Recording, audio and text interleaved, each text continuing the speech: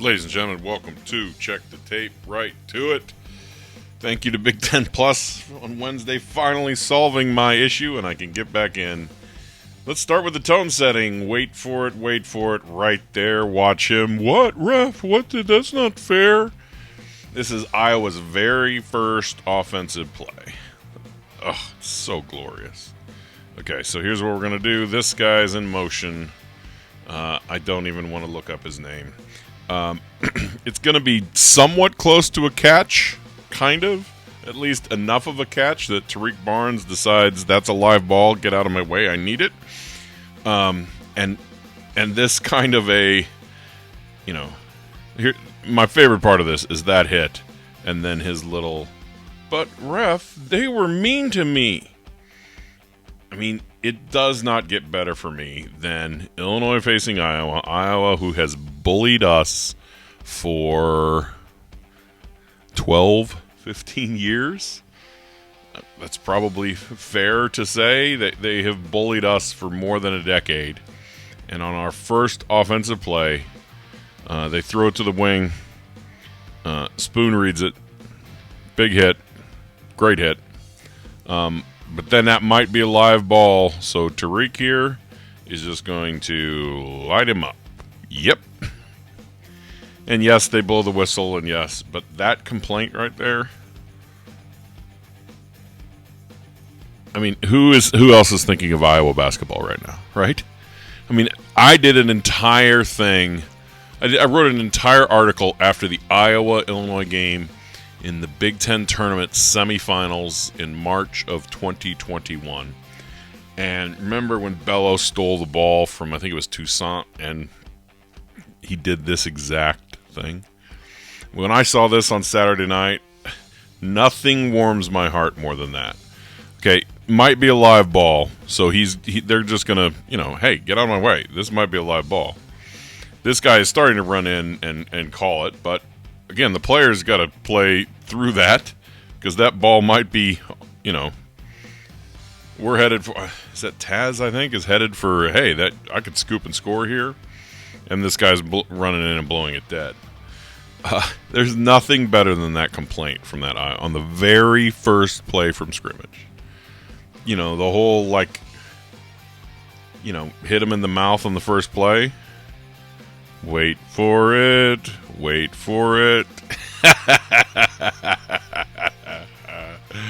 Oh, I love our team.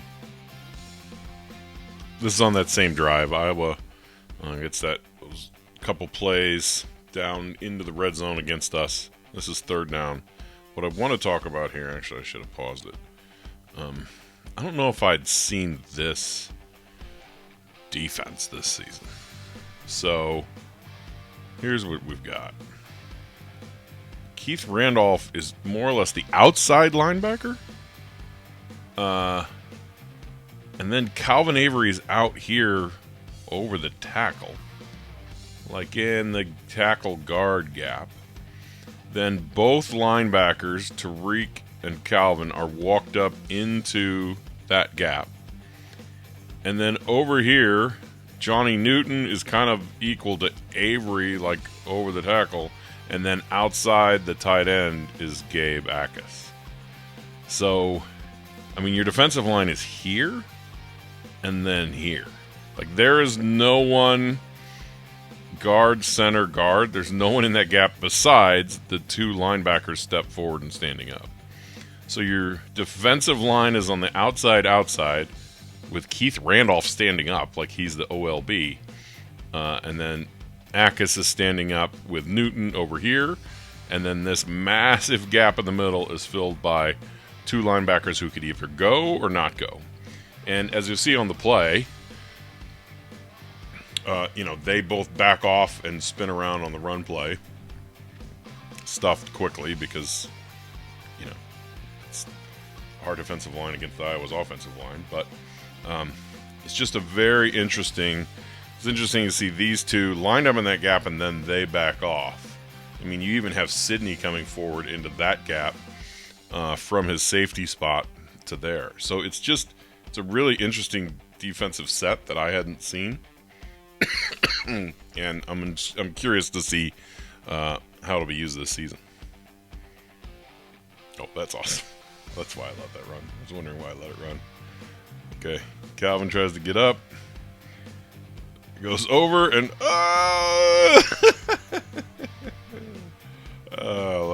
let's super slow-mo this. Okay. Calvin's on the ground.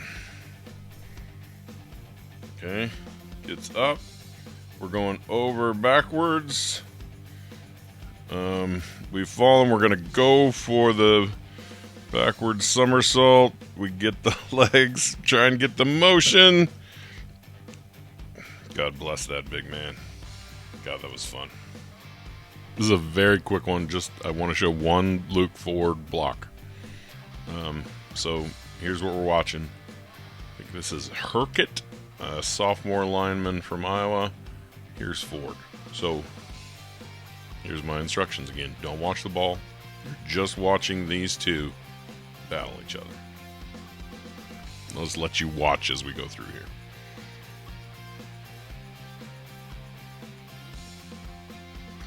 Nice. Love the little pop-up from Herkett. Like, no, I didn't just get railed out of bounds, sent 15 yards away from the play. No, I'm good. I'm fine over here. Let's watch it again. I mean, this is the one-on-one matchup that kind of like win your personal battle. This is the battle you got to win these battles. Get his motion going. Beautiful. Let's watch it one more time. No ball watching, just here.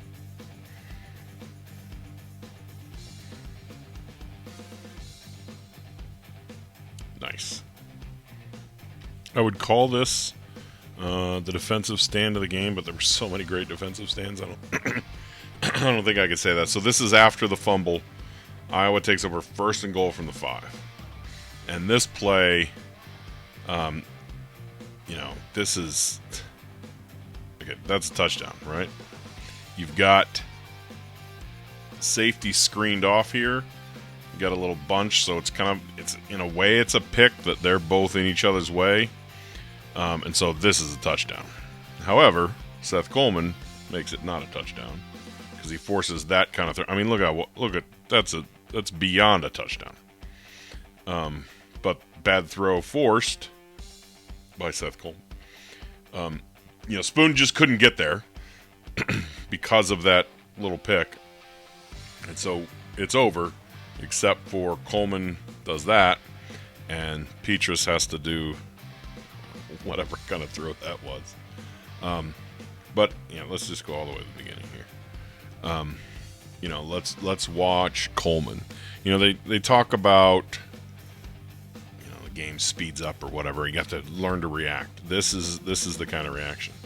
Just watch him. Don't watch the ball. Reads it. Go get him. Like that thing right there. That little go right there, that is the play. If he hesitates just a little bit right there, if he gets to this point and doesn't burst right there, touchdown. But, I'll let it play for the replay. Because he goes when he goes and gets his hands where his hands are right there. Burst, go get the QB, force a bad throw. And Iowa will only end up with 3 points here. I mean, just think if they score there. Think if the score is 10-6. What do you think the final score is? If Coleman doesn't get in the quarterback's face there. They had it won. 2nd down, we're just going to watch Isaac Darkangelo. We're not going to watch the ball. Here's Darkangelo. Okay? You're not watching the ball. You're just watching him. What are you going to do? You're not going to watch the ball.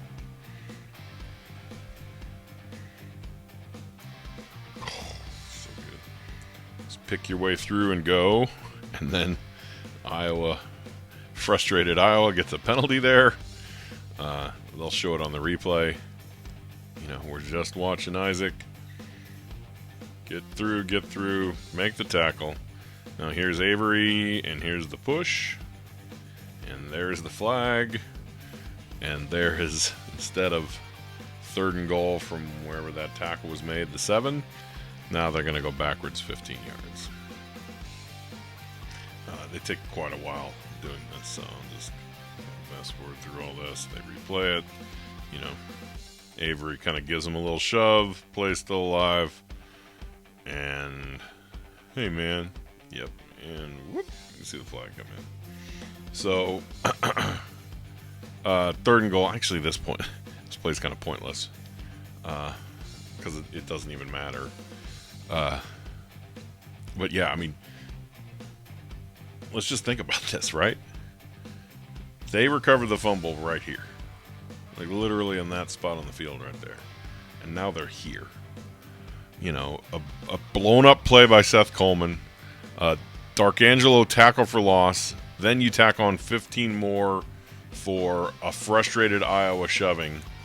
And now, I mean, there's no way they pick this up. We just keep things soft, keep things in front. They throw the only 7-yard out they can. Quan makes the tackle. They have to kick a field goal. So good to have them first and goal from the 5 and then kick a field goal for what? The 18? Beautiful. Okay, so this is called how to, let me just pause it. Let's just call this how to blow it when you're in field goal range. Let's call it that. So this is Iowa's nice little drive at the end of the second quarter. They get to, where they at, the 18 here. They're going to end up missing a field goal, and we're going to talk about why. This is why it would be so insanely impossible to be an Iowa fan watching this offense right now. I mean, granted, we have a great defense, but this would be so frustrating to see yourself in. You have a good kicker. You're at the 18, so you're looking at a 35-yarder to take the lead just before halftime, and you don't do it. Why don't you do it? Well, let's watch. First down, pretty good throw, just drops it. Just flat drops it. So instead of, what would that be? 2nd and 1, probably with 30 seconds left. Now you're back to 2nd and 10. Decent throw. He just dropped it. So now we're getting to, let's see, clock's at 30 seconds. Iowa's still thinking, look, we're in field goal range. You know, Iowa fans are thinking, look, let's just not go backwards. Don't take a sack. Spencer, throw it away if you have to. Let's not do anything that could get, you know, let's at least not run a play where you would lose 10 yards, because that would be dumb, right? Oh, wait, they did. What was that? I mean, it was between this and the pass to Laporta that lost, I don't know, like 10 yards later. That was just like, what? What are they doing? Like, what? I just don't know what that was. Let's go back and look at it one more time. You know, let's see who we should spot shadow. Let's Rello here. Okay, so this is Terrell Jennings in for an injured Taz Nicholson. This is the receiver that's going to go in motion. He's going to follow him in the backfield and just kind of loop through. And because Alec Bryant gets this guy upfield, then he forces him back to here where Rello can make the tackle. So we're just going to watch him come across. Okay, his guy's coming across. Scoops under. Bryant has forced it out. Nothing doing. Let's watch Bryant this time. You know, force him out, force him back. Rello makes the tackle. So now you have Iowa, who was at the 18 for a 35-yard field goal. Now Iowa takes their next timeout. I can fast forward a little here. You know, now it's 3rd and 19, so they lost 9 yards on that. And so, for 35 to a 44-yard field goal. They have no chance of getting 20 yards against this defense. They almost do. Oh, look who's there, Matt Bailey. I mean, this is just, I'm so excited for the future when I see this. Yes, we need that safety for the next 3 years, and that safety's name is Matt Bailey. So, you know, I don't even need to show it. They're now in 4th and 19. They try that, whatever, 44-yard field goal. They miss it and go to halftime tied. Set up at the 18 with a chance to take the lead. Miss a 44-yarder. It's just perfection. We're now going to play a game called Dad, Why is Field Position Important? This will be pretty quick. So this is our punt down to the 2 from Hugh. Let's just acknowledge here that, Sid's engaged. Looks like Litzy had been knocked off by his guy. So this punt is not going to have anybody there to down it. It's going to have to check up. And it does. And it rolls to the 2. And Kendall Smith downs it. And there we are. Now, why is that important? It's important because this is where Iowa gets to on the play. So I get about to the 38, right? Okay, so let me fast forward and make sure that's where we're at. Yes. 38. Okay, so let's do the math on this, right? This is now beginning of the fourth quarter. So if you're wondering why we were punting toward the south end zone and now Iowa is headed toward the south end zone, we just flipped from third quarter to fourth quarter. So still 6-6. Iowa going to move into field goal range. So let's just think about it. Punt was down at the 2, right?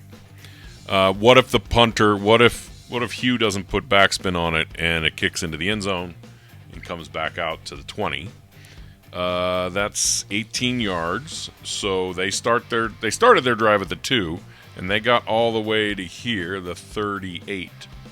So let's add 18 yards to that. If the punt would have gone, had they started at the 20, they would now be at the 20.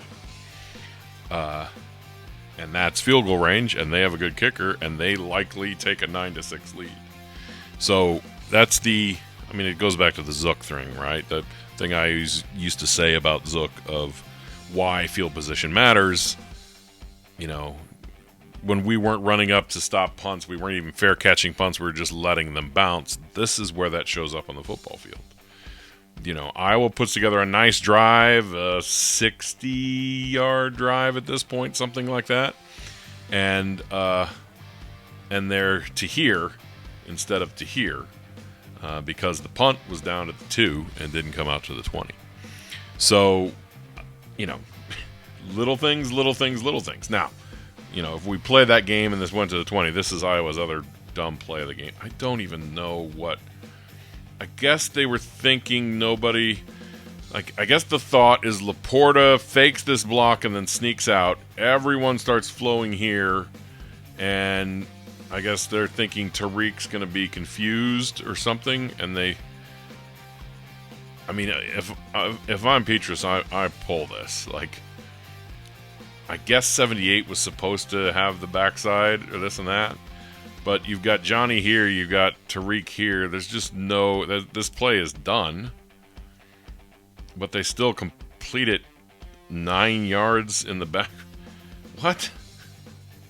But again, let's talk about it, right? Let's look at that whole thing. Okay, so say Iowa does get to the 20 and then they lose these 8 yards. Well, then they're at the 28 and they try to kick a 45-yard field goal, which they might make. That punt, getting them down to the 2 instead of it coming out to the 20, is what wins and loses football games. They, instead of a 60-yard drive, they needed 70 or 80 yards to get to field goal range, and they didn't do it, and we ended up winning the game. Okay, I'm seeing if you can hear that before I press play. It's my dog snoring. If I talk too loud, she'll wake up. Here, we'll point the mic toward her.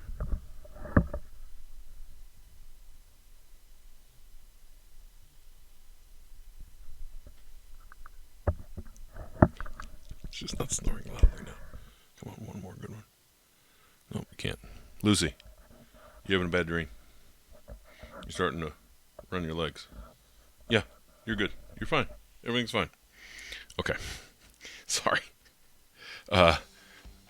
2 great plays to close out our thing from Kanana. So Kenenna Odeluga is right here. Okay, he's a linebacker, but this is that package we've talked about the last few weeks where Matt Bailey comes in as a, I've been calling it 5-6. We have 6 defensive backs and 5 linemen. 2 of the linemen just happen to be linebackers. Tariq is here. Kenenna Odeluga lines up here. So this is the sack. So this is just, when Iowa's out of timeouts, this is like a sack is just death, right? So let's look at it. 38 seconds. They got to get it to about the 35. It's still doable at this point. All of us are quite nervous when they got to this point here. Who ends the game? Kenenna Odeluga. Here's the first one. Gets knocked down, back up, gets the sack. Sack was with 35, was it? Let's go back here. Gets the sack with 35 on the clock. So now all those receivers have to come back. We're at 30. We're at 27, 26, 25. There's 12 seconds, 13, 14, 15, 16 seconds off the clock. They do complete a pass, but this is amazing. The same guy who gets beat says, I'm not going to get beat again. I'll just tackle him. That'll work. So Kenenna's rushing again. We're watching right here. We're watching. I'll just tackle him. Yeah, that'll do it. Let's slow-mo through that one. It's too much fun. Okay. So, Lucy, you're snoring again. 67 just got beat for giving up a sack and basically 16 seconds of clock. And now he's just going to tackle Kenenna to prevent another sack. And by tackling him, let's see who's reaching. Yes. You're going to see the flag start to come in. And this play is negated. I mean, from there they need like a 16-yard completion to Laporta to get in the field goal range. But nope. Sorry. Flag is out. Let's look across. Holding. Good old 67. He tackled the guy who had the sack on the previous play. Now here's my favorite thing of the whole game. Here's what we're going to close with, okay? Clock's going to start when the ball is set, okay? Everyone on the sideline of Iowa should be screaming. The head coach definitely screaming. Clock's going to start when the ball is set. Everyone, I don't see anyone screaming. Let's look at that again. Let's look for people screaming. The head coach will certainly be. Clock's going to start when the ball is set. Clock's going to start. Guys, the clock is going to start when the ball is set. Iowa fans at home, clock's going to start when the ball is set. The official probably says, clock's going to start when the ball is set. I didn't even notice that till just now. Clock's going to start on my whistle. 12, 11, 10, still counting down. How beautiful is that? So this incompletion happens with, 3 seconds left. I mean, he's probably telling him right there, on my whistle, clock's going to start. On my whistle, this is after a holding penalty, clock will start. Okay, I got it. Okay, clock's going to start. So let's all run off 7 seconds once the clock starts. Here it is, 13, 12, 11, 10, 9, 8. That's just so beautiful. I mean, they were sitting there with how many seconds left, and they blew it with a sack that cost 16 seconds, and then they left like 6 or 7 seconds run there because they weren't set, because they were huddling. Iowa, your ineptitude is gorgeous. Illinois, I love you. See you next week.